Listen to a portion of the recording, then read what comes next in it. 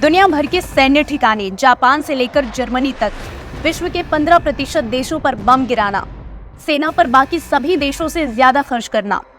जो देश उसके हिसाब से ना चले वहां तो हो जाता है सत्ता परिवर्तन। आप सोच रहे होंगे कि ये किस तानाशाह की बात हो रही है। ये कोई तानाशाही नहीं बल्कि अमेरिकी डीप स्टेट है जो पूरी दुनिया में गुप्त ऑपरेशन करके सत्ता परिवर्तन करता है। और क्या अब इसके निशाने पर भारत है? चलिए कहानी शुरू करते हैं और समझते हैं अमेरिकी डीप स्टेट के काले रहस्यों को। दरअसल ऐसा माना जाता है कि अमेरिकन डीप स्टेट का गठजोड़ है खुफिया एजेंसी CIA, बड़ी tech companies, military industrial complex और NGOs का, जो विदेश में लोगों की सोच को प्रभावित करते हैं। और यहाँ तक कि इनके अपने देश में भी अगर राष्ट्रपति इनके कहे पर ना चले तो उसे रास्ते से हटा देते हैं। Here's my plan to dismantle the deep state and reclaim our democracy from Washington corruption once and for all, and corruption it is. और इस डीप स्टेट ने दुनिया भर में सत्ता परिवर्तन के ऑपरेशन किए, जैसे इराक, लीबिया, अफगानिस्तान, यूक्रेन और बांग्लादेश। और क्या अब उसके निशाने पर है भारत? लेकिन भारत ही क्यों? क्योंकि आज पूरी दुनिया की अर्थव्यवस्था चरमरा गई है। वहाँ भारत आज एक उभरती अर्थव्यवस्था बनकर खड़ा हुआ है। यहाँ एक स्थिर सरकार है, टेक्नोलॉजी इनोवेशन हो रहा है, स्टार्टअप्स और बिजनेस को बढ़ावा मिल रहा है। और डीप स्टेट को ये कतई पसंद नहीं। वो नहीं चाहता कि राष्ट्रीय हित वाली पार्टी सत्ता में आए और उसे देश के संसाधनों को लूटने की ताकत ना मिले। क्योंकि आप तो जानते हैं कि भारत में संसाधनों की कमी नहीं है और डीप स्टेट उसे कब्जा करना चाहता है। जो भी राष्ट्रहित वाली मोदी सरकार है उसे करने नहीं देगी। और इसी वजह से ये एक्टिवेट करते हैं भारत के अंदर अपनी एसेट्स को। और हाल ही में आपने देखा होगा कि कैसे अमेरिकी दूतावास के लोग भारत के कुछ विपक्षी नेताओं से मिले हैं, जैसे कांग्रेस अध्यक्ष मल्लिकार्जुन खड़गे, कश्मीरी नेता उमर अब्दुल्ला और असदुद्दीन ओवैसी। और ये लोग भारत के अंदर अराजकता फैलाना चाहते हैं, जिनमें उनका साथ देते हैं ये कुछ कथित नेता।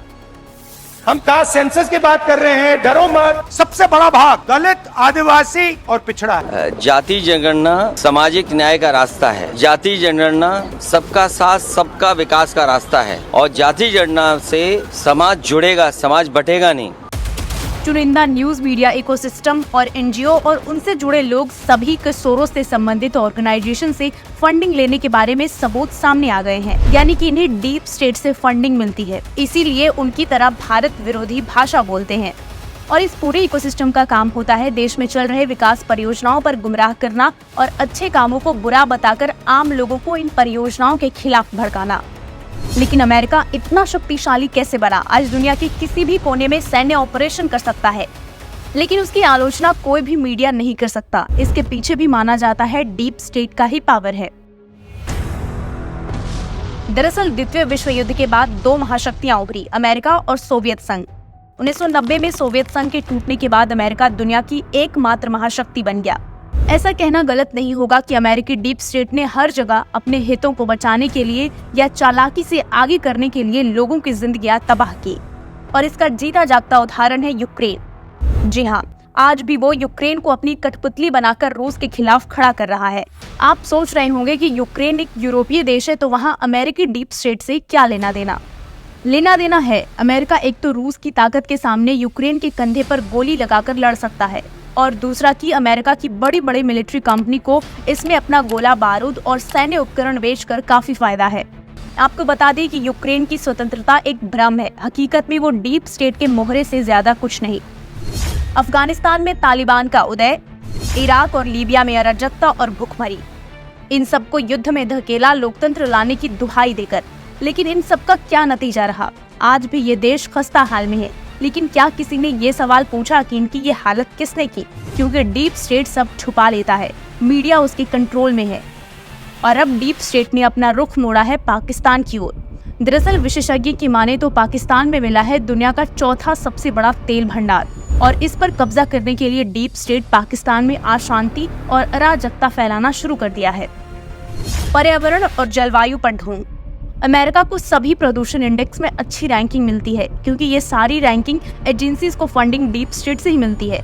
जबकि असलियत में दुनिया भर में सबसे ज्यादा प्राइवेट जेट एक ऐसे देश में जो कार्बन एमिशन करने वाला सबसे बड़ा देश है। औद्योगिक क्रांति से लेकर अब तक अमेरिका ने दुनिया भर के प्रदूषण का 36% उत्पादन किया है और आज भी प्रदूषण के मामले में वो दूसरे नंबर पर है। ये डीप स्टेट को अमेरिका की अर्थव्यवस्था की नहीं बल्कि अपने प्रॉफिट की चिंता है। उसको बढ़ाने के लिए पर्यावरण को नुकसान पहुंचाने में कोई कसर नहीं छोड़ता। कार्बन उत्सर्जन से लेकर प्राकृतिक संसाधनों के दहन तक इस देश का रिकॉर्ड सबके सामने है। और जब बात दूसरों को दोष देने की आती है तो वो अपने बनाए ऑर्गेनाइजेशन से बेबुनियाद रैंकिंग्स बनवाकर भारत जैसे डेवलपिंग देशों को आगे कर देते हैं। डिजिटल कंपनियों को अपने हित के लिए इस्तेमाल करना। आज के डिजिटल युग में भी अमेरिका अपनी शक्ति को बरकरार रखने के लिए हर संभव कोशिश करता है। फेसबुक के मालिक मार्क जुकरबर्ग ने हाल ही में माना कि उन्होंने अमेरिकी सरकार के कहने पर पोस्ट को दबाया, दुनिया को सच पता नहीं चलने दिया। इससे साबित होता है कि ये कंपनियां अमेरिकी डीप स्टेट की चपेट में हैं, जो उसके हितों के लिए काम करती है। तो क्या अब इन्हीं संसाधनों का इस्तेमाल करके और विपक्षी नेताओं से मिलकर अमेरिकी डीप स्टेट भारत में तख्ता पलट करना चाहता है? हमें कमेंट्स में बताएं और सब्सक्राइब करें निष्कर्ष टीवी को।